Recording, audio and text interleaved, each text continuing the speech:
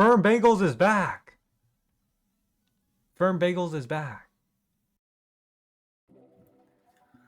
Alright, so we're going to be taking a look at a game I played with Exodia Pirates.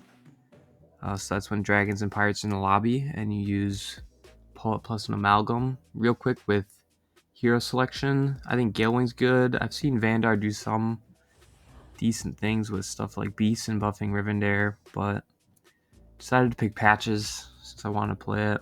I think the only real line with Patches is Death Rattle Pirates. Maybe some games you high roll all the pieces and you play APM, but I would mainly look to angle for Death Rattle Pirates. Turn 1, there's some thought to be given to Front Drake on turn 1, as well as the Demon for tempo, but I think I'm okay with all the outcomes for my hero power, and I obviously want to be playing Pirates anyway, so I just hero power.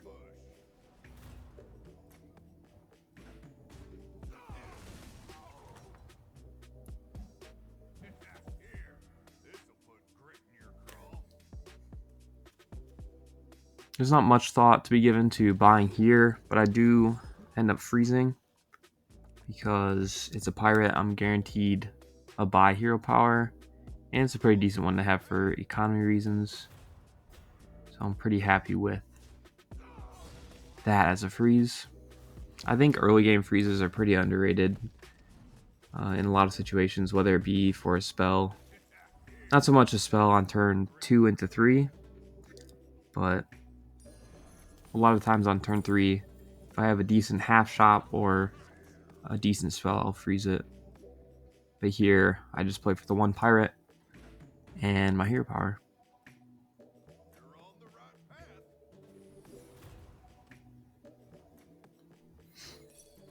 Pretty lucky that Ekazamzarak doesn't have a more annoying minion to use his hero power on. So we get the win there.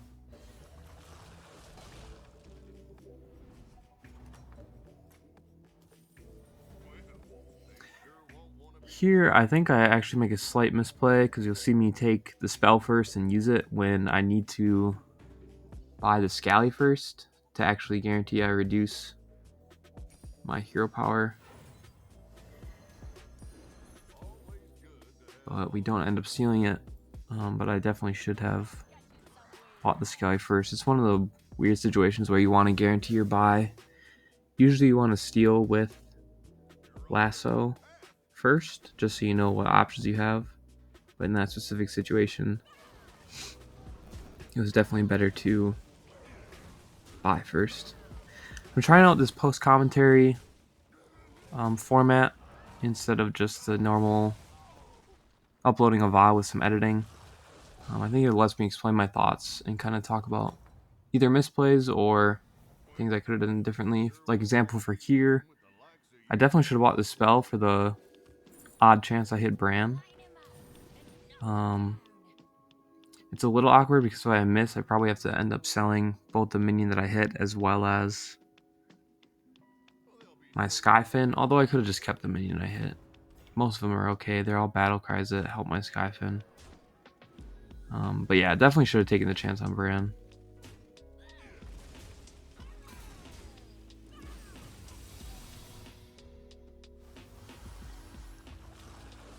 Very strong though with the hit of the pirate on hero power. So here, definitely have to give thought to Ceremonial Shield. Sorry, Ceremonial Sword. In this build, but I end up deciding that I have enough tempo and just want to take Ship in the Bottle to maybe high roll a pirate. It's also helpful with helping me buy this Overconfidence, which I'm pretty sure will proc, or I was pretty confident it would proc. And the Ship in the Bottle actually gives some decent tempo because it allows me to play like this and still buy that. Get unlucky to have my Rip Snarl sniped again, but doesn't actually end up mattering. I think this is Voon. Yeah, it's Voon on his turn where he's holding, so that was helpful. I also misplay here actually quite a bit. I think I got a little confused because this pirate was in my hand. I should have played it first and then leveled. And I realized that here you'll see me kind of, like as I play it and sell it, I kind of think about it. I also should roll one more time here. Actually no. Oh yeah, I should have rolled one more time because I want to clear the board space for the pirate I get off of ship in a bottle. In which case I would have preferred to, you know, have the cruise controller over this random pirate I got off my hero power. So quite a few misplays in terms of economy there. Generally you want to figure out how many rolls you have and then use them all before making your final decisions. But I honestly forgot that I needed the empty board space for shipping a bottle, or I preferred it over the Skyfin. Probably cost me like 4 health here to not do that, because cruise controller would have been very strong.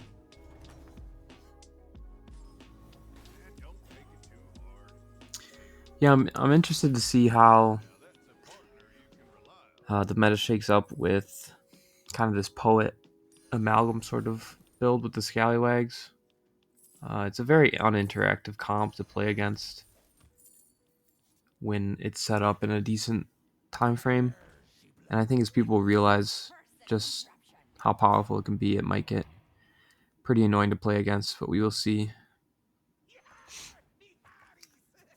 Yeah, just buying econ because I feel like I'm pretty strong. Selling the Scally because I don't care too much about the triple. It'd be nice to spike an Eliza for a little bit, but its health is buffed up, which makes it kind of strange because it can get stuck sometimes. But here I find the poet and another flag bearer. I had another moment where I kind of forgot about my economy. I had 2 extra gold and didn't roll it down before making that final decision. But I don't remember I don't know what mistake I made my thinking I didn't have that extra gold. But should be totally fine for these fights. You have pretty high tempo when you hit all this stuff early. And I've high rolled even more than, you know, you can expect to. So yeah, very strong tempo.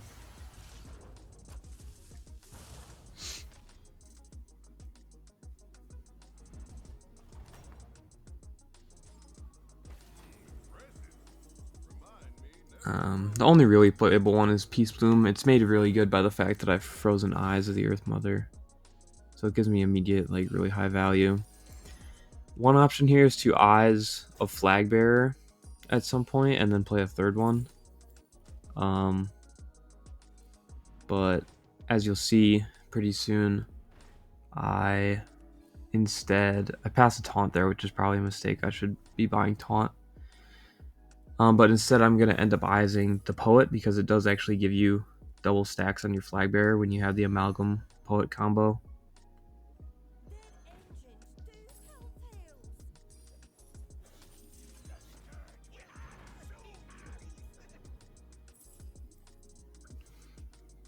It's kind of risky to hero power here because I can triple the flag bearer when I really don't want to.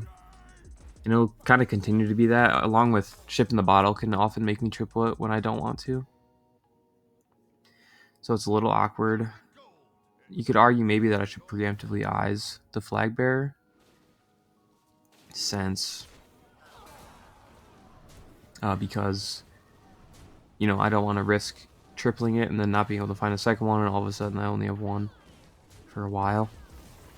But I decided it's probably higher value to hold on to the eyes for poet, because it will double the stacking of my scallywags on my amalgam once I find it. And you can see how strong this is tempo wise.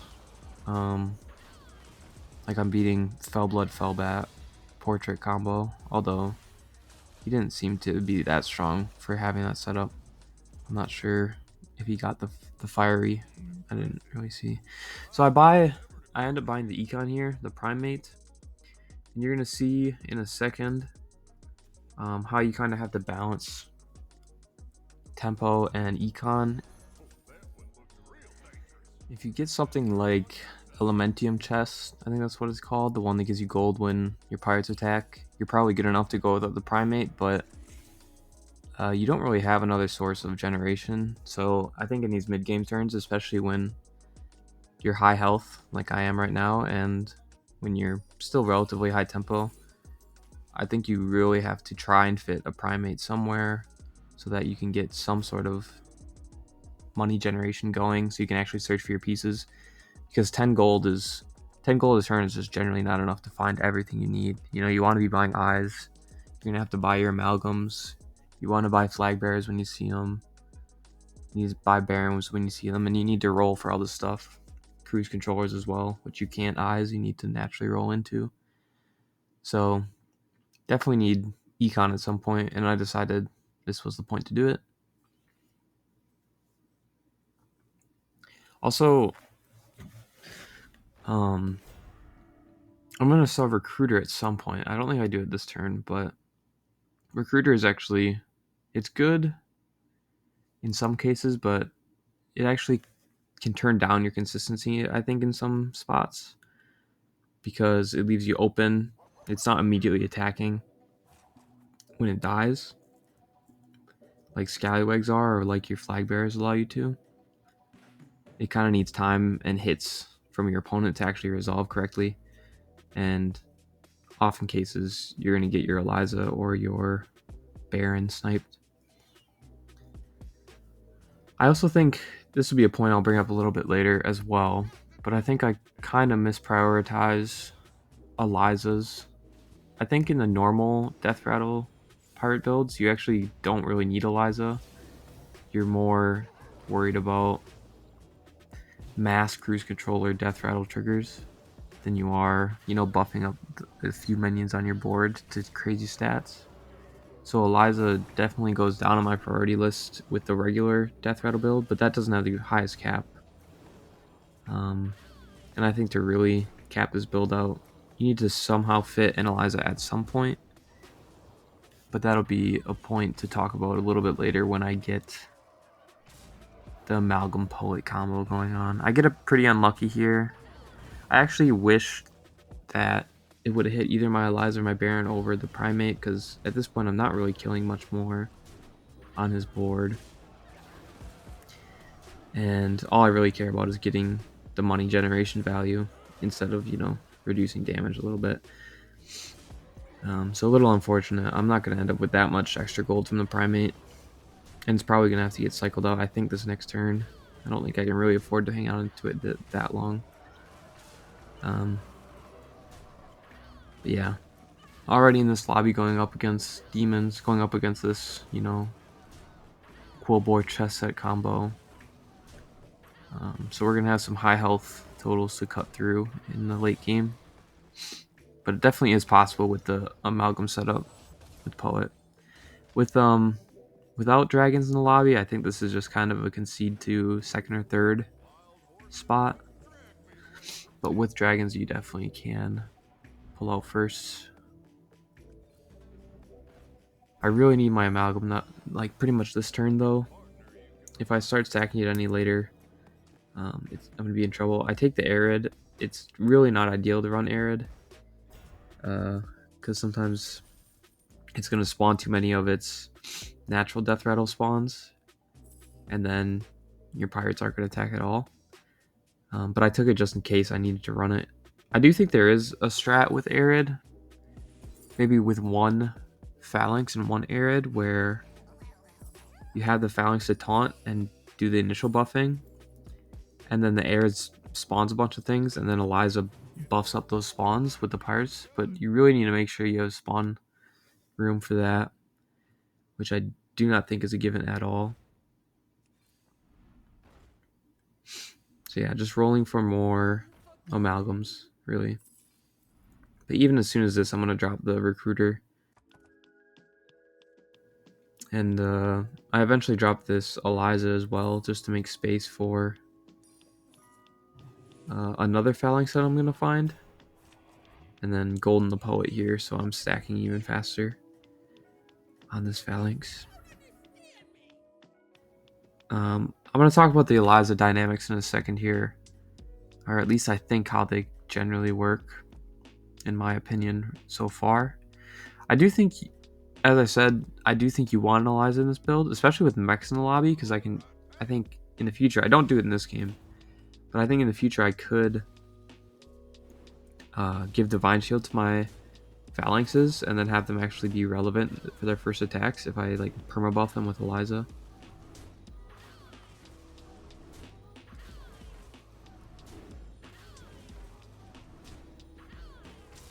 Yeah, but as I said, I don't do that in this game, and I actually dip on the Eliza, I think, a little too early.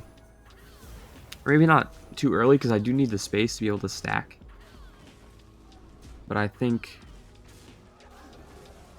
once you stack up a little bit, you can kind of consolidate your flag bearers and then make a spot for Eliza, which I do at the very end. But I think I could have done it earlier. And I also sell off Elizas in spots I don't think I was supposed to, but I'll talk about that as they come up, which I think is pretty soon.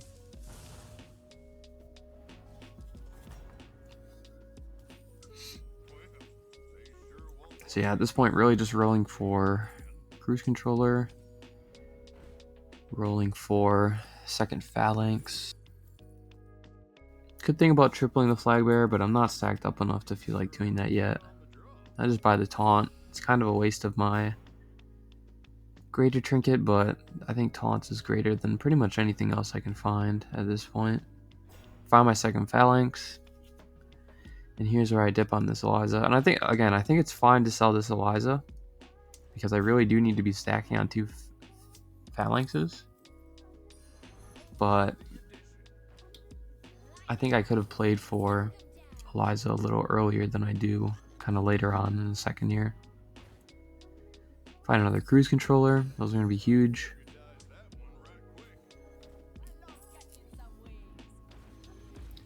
And yeah, there's really no reason to level. The only thing you really ever want on tier 6 is Eliza, but it's not that core. I'd rather just be strong as I can. This Eliza cell I think is wrong. I think I want to hold 1. I buy the armor because there's nothing else really better to do with 3 gold there, but I think I wanted to just hold the Eliza and keep rolling, because I will need it a little later to buff up my Phalanxes, like initial bodies, rather than just stacking spawns on them.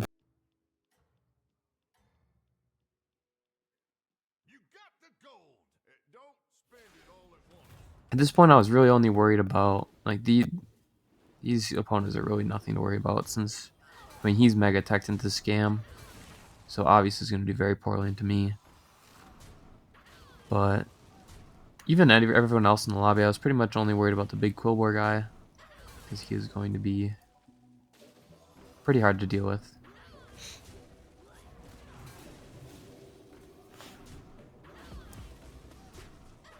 And that's probably the reason that I really would want Eliza, is because I do need to stack up these big bodies to actually take care of, you know, all those stats that he has. And if I Divine Shielded my Phalanxes, my Phalanxes, that's a lot more effective attack that it could actually go into those big health targets. But I tripled the Cruise Controller.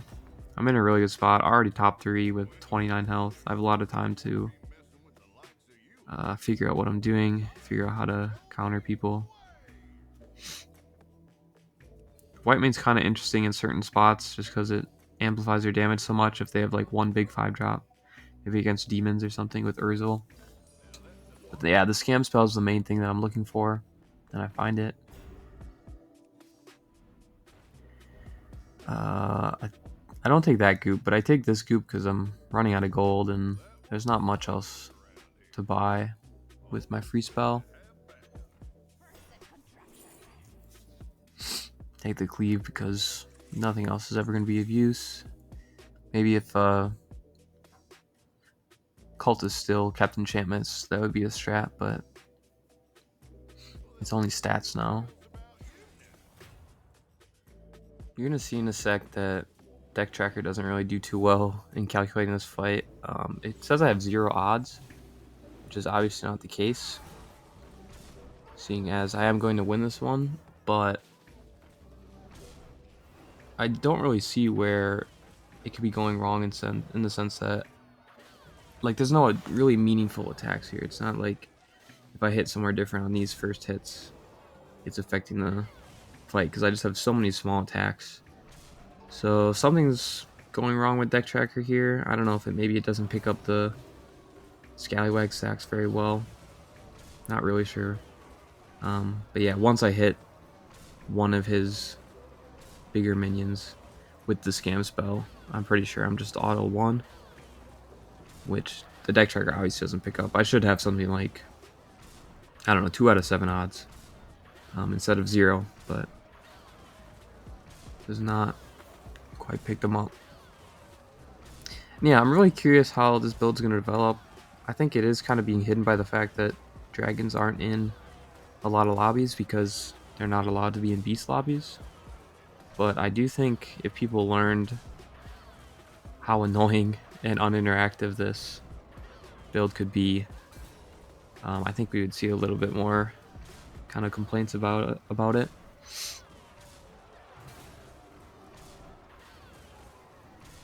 Because there's not really much to counter with. Obviously there's white main, but white main can hit your cruise controllers, so sometimes it's just useless. And then if you miss like one attack, if you hit a phalanx instead of the taunted baron or taunted Titus, pretty much everything is going to resolve before you really have another chance to hit it. So I think it could be really annoying to deal with. But I do think it's being hidden by dragons not being so relevant right now just because they're just not in games. Take the spell because it's free money essentially.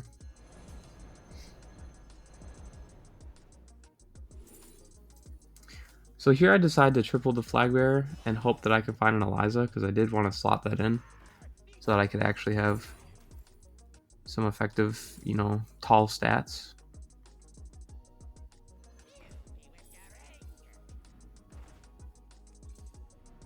So that's what I ended up doing. At this point, the stacking is not so important because it's going to be the last fight or two. So I really just want to make my board as strong as possible. And I do think when the immediate flag bearer buffs are no longer so relevant, you know, I've built them up over all these turns. I think it's fine to run an Eliza. But you do have to run 2 flag bearers for a while just so you build up that base of spawns. You can also argue just get rid of the poet, which is probably a good argument. Like here I'm going to play 1 Eliza and buy this Eliza. But maybe I should have played 1, sold the poet, played the other. Because it is the last fight. But the poet's pretty good. It has Divine Shield, so it uses all of the Eliza buffs twice essentially. Or uses them twice as well.